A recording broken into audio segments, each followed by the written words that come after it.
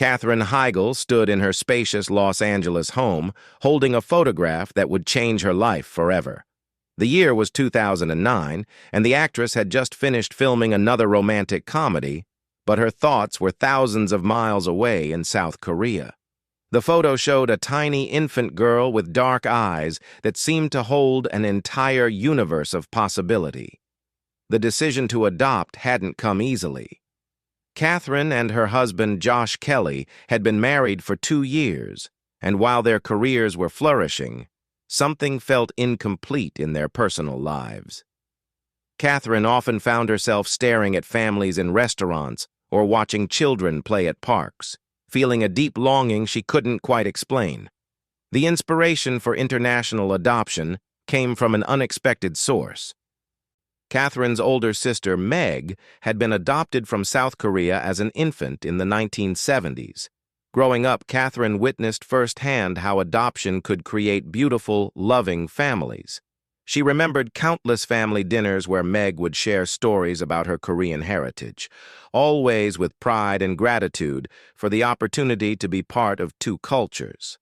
When Katherine first mentioned adoption to Josh, he was initially hesitant.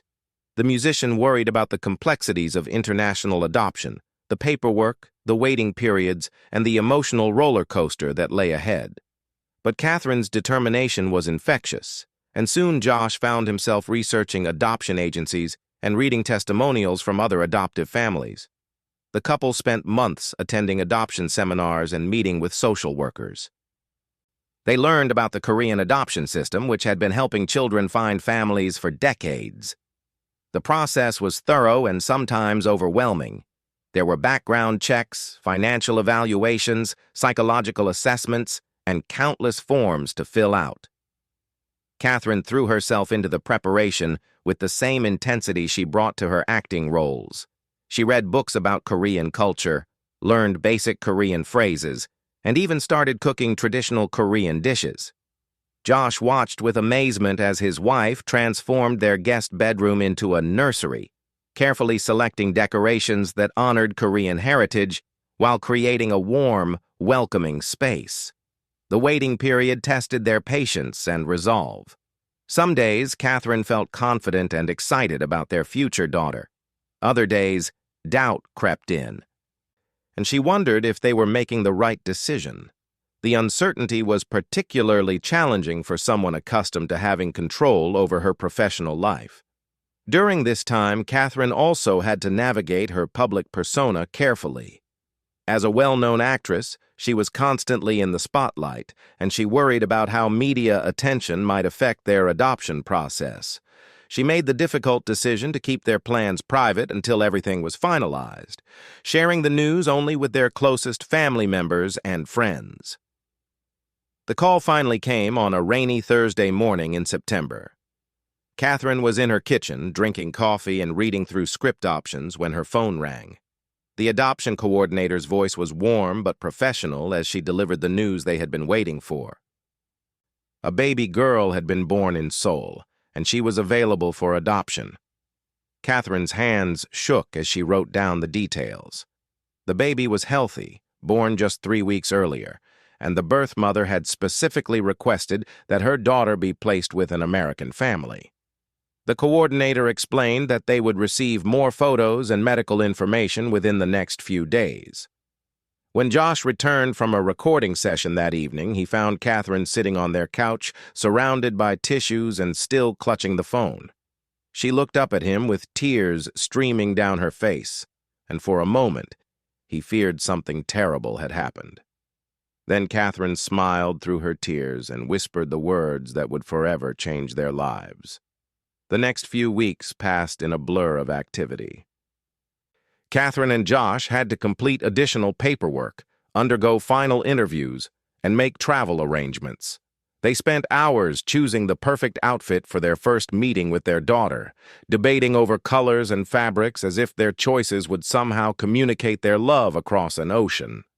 Katherine found herself unable to concentrate on work. Directors and producers noticed her distraction during meetings, but she couldn't bring herself to care about movie scripts when her mind was focused on a little girl she had never met, but already loved completely. The couple also began preparing for the cultural aspects of raising a Korean-American daughter. They reached out to Korean-American families in their community, seeking advice and friendship. Catherine was determined that her daughter would grow up understanding and celebrating her Korean heritage, not just her American upbringing. As their departure date approached, Catherine experienced a mixture of excitement and terror. She worried about bonding with a child who had already lived for several months without them. She questioned whether she would be a good mother, especially to a child from a different cultural background. These fears kept her awake at night, but Josh's steady support helped calm her anxieties. The final weeks before travel were filled with last-minute preparations. Catherine packed and repacked their suitcases, ensuring they had everything they might need for their 2-week stay in South Korea. She included gifts for the orphanage staff, Korean phrase books, and enough baby supplies to last several months. On their last night in Los Angeles, Catherine and Josh sat in the nursery they had so carefully prepared. The room was ready, complete with a crib, changing table, and shelves lined with books in both English and Korean. Catherine ran her fingers over the tiny clothes hanging in the closet, imagining the little girl who would soon wear them. The flight to Seoul was long and emotionally charged. Catherine spent most of the journey staring out the window, wondering about the child who was waiting for them. She tried to imagine what their daughter's first months had been like, who had cared for her, and whether she would recognize them as her parents. As the plane descended toward Incheon International Airport, Catherine felt her heart racing with anticipation. In just a few hours, she would hold her daughter for the first time. The woman who had entertained millions of people with her performances was about to embark on the most important role of her lifetime, becoming a mother. The Seoul Children's Home was smaller than Catherine had imagined, but it radiated warmth and care. The building sat quietly in a residential neighborhood, surrounded by modest apartment complexes and small shops. Catherine and Josh stood outside the entrance, holding hands tightly, both trying to process the magnitude of the moment. Their adoption coordinator, Mrs. Kim, greeted them with a gentle smile and led them through spotless hallways decorated with colorful children's artwork. The sounds of babies crying and children playing drifted from various rooms, creating a symphony of young life that both excited and overwhelmed Catherine. The wait in the small conference room felt eternal. Catherine checked her appearance in her phone's camera for the 10th time, smoothing her hair and adjusting her blouse. She had chosen her outfit carefully, wanting to look maternal and trustworthy for this first meeting. Josh sat beside her, his leg bouncing nervously as he tried to process the reality that they were about to meet their daughter. When the door opened, Catherine's breath caught in her throat. A caregiver entered, carrying a small bundle wrapped in a soft pink blanket. The baby girl was awake, her dark eyes alert and curious as she took in her surroundings. Catherine felt tears welling up as she realized this tiny person was their daughter, the child they had dreamed about for so many months. The caregiver, whose name was Miss Lee, had cared for baby Nayli since her arrival at the orphanage. She spoke softly in English, explaining that Nali was a healthy, happy baby who loved music and responded well to gentle voices. Catherine hung on every word, desperate to learn everything about the daughter she was meeting for the first time. When Miss Lee placed Nayli in Catherine's arms, the world seemed to stop. The baby looked up at her new mother with those incredibly expressive eyes, and Catherine felt an immediate connection that defied explanation.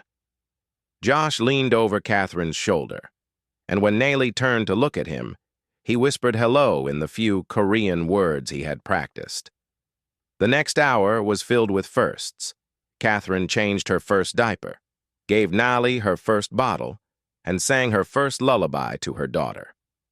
Josh captured everything on video, wanting to preserve these precious moments. They learned about Nali's routine, her preferences for certain positions while sleeping, and the special way she liked to be held. Miss Lee shared stories about Nayli's personality. She was an observant baby who seemed to study faces intently, rarely cried without reason, and had already shown a preference for classical music over other genres. Catherine smiled, thinking about Josh's musical background and wondering if their daughter had somehow inherited a love of music. The hardest part of that first day was leaving Nali at the orphanage. Korean law required a transition period, allowing adoptive parents to visit daily while completing final paperwork. Catherine understood the reasoning, but walking away from her daughter felt unnatural and heartbreaking. That night in their hotel room, she lay awake replaying every moment of their meeting. The daily visits to the orphanage became the rhythm of their lives in Seoul. Each morning, Catherine and Josh would arrive early, eager to spend time with Nayli. They brought new toys, books, and clothes, but mostly they brought their presence and growing love. Catherine began keeping a detailed journal of their time together, wanting to remember every smile, every sound, and every milestone. During these visits, Catherine also got to know other children at the orphanage. She was struck by the dedication of the caregivers who provided love and attention to dozens of children awaiting adoption. Some children had been there for months, others for years, and Catherine found herself wishing she could help them all find families. The language barrier initially posed challenges, but Catherine discovered that love transcended words. She communicated with Nayli through touch, facial expressions, and the universal language of maternal care. Josh often played his guitar softly while Catherine held their daughter, creating a peaceful atmosphere that seemed to soothe all the babies in the room. As the days passed, Catherine began to feel more confident as a mother. She learned to read Nali's different cries, understanding when she was hungry, tired, or simply wanting attention. The baby seemed to be adjusting to her new parents as well, often calming more quickly in their arms than with the caregivers. The paperwork process proved more complex than they had anticipated. Catherine and Josh spent hours at government offices, meeting with officials and completing forms. The Korean legal system was thorough, ensuring that all international adoptions were properly documented and legally sound. Catherine appreciated the attention to detail, even when it meant additional delays. During their free time, Catherine and Josh explored Seoul, wanting to understand the city where their daughter was born.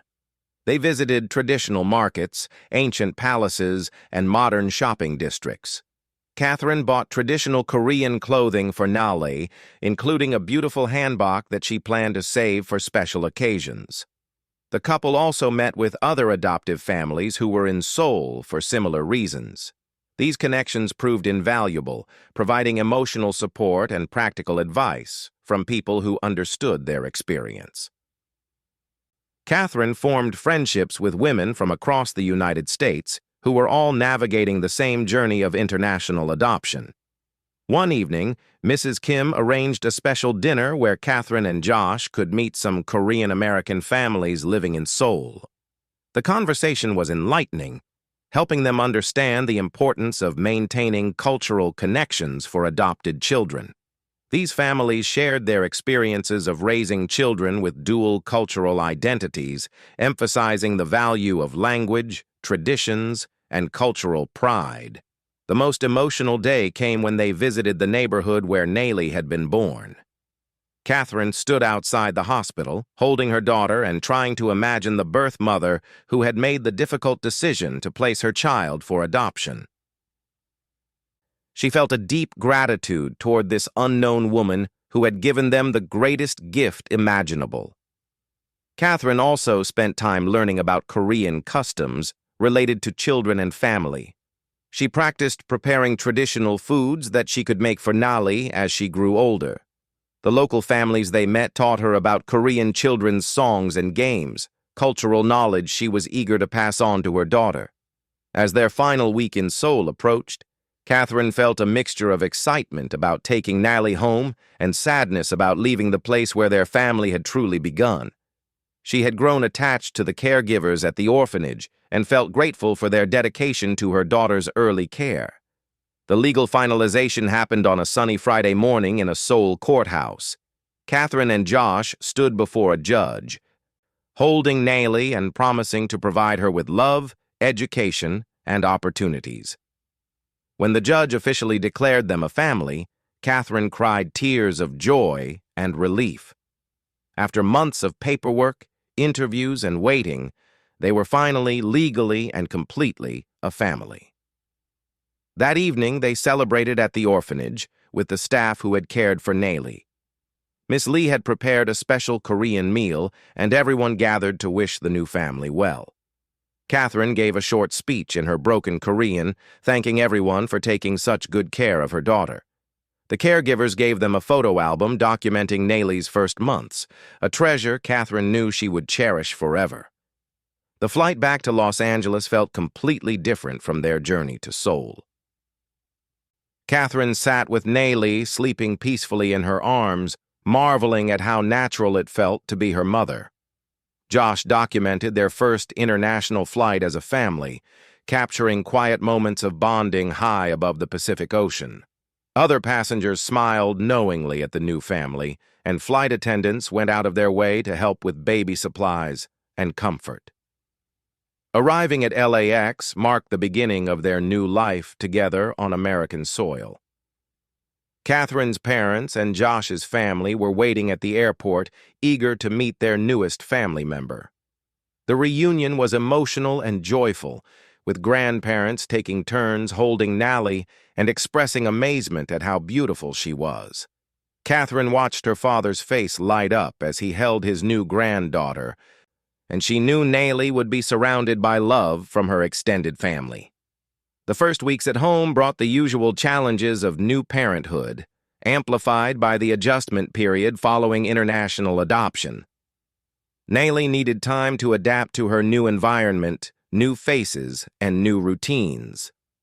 Catherine had read extensively about adoption adjustment, but experiencing it firsthand was different from any book or article could have prepared her for. Some nights were difficult, with Nayli crying for hours despite Catherine and Josh's best efforts to comfort her. Catherine wondered if her daughter was mourning the loss of her familiar caregivers or struggling with the dramatic change in environment. These moments tested her confidence as a new mother, but Josh's unwavering support helped her through the most challenging times. Catherine made the decision to put her career on hold for several months, wanting to focus entirely on bonding with Nayli and establishing their family routine. This choice surprised some people in Hollywood, where taking extended breaks could impact career momentum, but Catherine felt completely certain about her priorities. Her daughter's well-being was more important than any movie role. The couple established daily routines that helped Nayli feel secure and loved. Catherine would wake up early to prepare bottles and spend quiet morning time with her daughter. Josh would often play guitar during feeding times, and they noticed that Nayli seemed particularly responsive to music. These musical moments became some of their most treasured family times. Catherine also made sure to incorporate Korean elements into their daily life. She played Korean children's music during playtime, decorated Nayli's room with Korean artwork, and began learning to cook traditional Korean dishes. She wanted her daughter to grow up understanding and appreciating her Korean heritage, not seeing it as something separate from her American life. The pediatrician visits during those early months were crucial for monitoring Nayli's health and development. Catherine was relieved to learn that her daughter was thriving physically and meeting all her developmental milestones. The doctor praised Catherine and Josh for their attentiveness to Nayli's needs and their commitment to maintaining her cultural connections. As Nayli grew from an infant to a toddler, her personality began to emerge more clearly. She was curious about everything around her, loved books and music, and showed an early aptitude for languages. Catherine started teaching her simple Korean words alongside English, and Nayli seemed to absorb both languages naturally. Catherine decided to document their adoption journey publicly, hoping to encourage other families considering international adoption. She gave interviews about their experience, always emphasizing the joy and fulfillment that Nally had brought to their lives. She was careful to respect her daughter's privacy while sharing enough of their story to inspire others. The family began traveling back to South Korea annually, wanting Nally to maintain connections with her birth country. These trips became precious family traditions, allowing Nally to experience Korean culture firsthand and maintaining relationships with the orphanage staff who had cared for her as an infant. Catherine watched with pride as her daughter navigated between her two cultures with confidence and grace. As Nally entered school, Catherine and Josh faced new challenges related to cultural identity and belonging. They worked closely with teachers to ensure that Nally felt proud of her Korean heritage and comfortable discussing her adoption story with classmates. Catherine volunteered at school events, often sharing Korean cultural traditions with other children and families. The decision to adopt a second daughter from South Korea came naturally when Nally was 4 years old. The family welcomed Adelaide, and Catherine marveled at how easily Nally adapted to being a big sister. The girls developed a close bond, and Catherine loved watching them play together and communicate in their mixture of English and Korean words. Catherine's career evolved during these years, with her choosing roles that allowed her to spend maximum time with her daughters. She became more selective about projects, prioritizing family time while still maintaining her presence in Hollywood. This balance required careful planning, but Catherine felt it was essential for her daughter's well-being. The family established traditions that honored both American and Korean cultures. They celebrated Korean holidays like Chuseok and Buddha's birthday alongside American holidays. Catherine learned to prepare traditional Korean foods for these celebrations, and the girls helped with cooking and decorating. These cultural celebrations became opportunities for the entire extended family to learn about Korean traditions.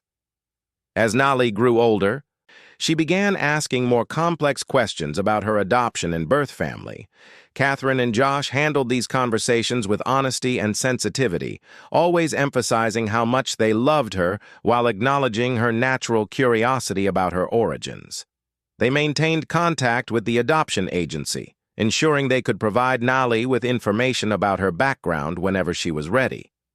Catherine often reflected on how dramatically her life had changed since that first phone call 15 years earlier.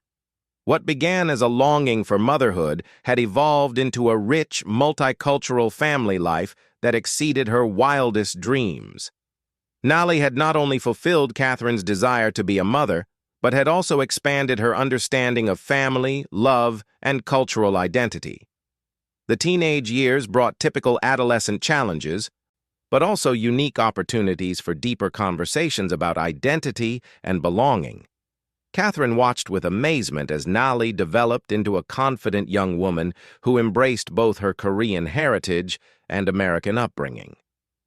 Her daughter's ability to navigate between cultures with ease filled Catherine with pride and admiration. Catherine often spoke publicly about the ongoing nature of adoption, emphasizing that it wasn't just a one-time event, but a lifelong journey of love, learning, and growth. She encouraged other families to approach international adoption with open hearts and minds, prepared for challenges but confident in the transformative power of love. Looking back on 15 years of motherhood, Catherine felt overwhelming gratitude for the unexpected path that had led her family together. The scared young woman who had traveled to Seoul so many years ago had been transformed by the experience of raising daughters who taught her daily about resilience, cultural pride, and unconditional love. Their adoption story had become a testament to how families are created through love, dedication, and the courage to embrace the unknown.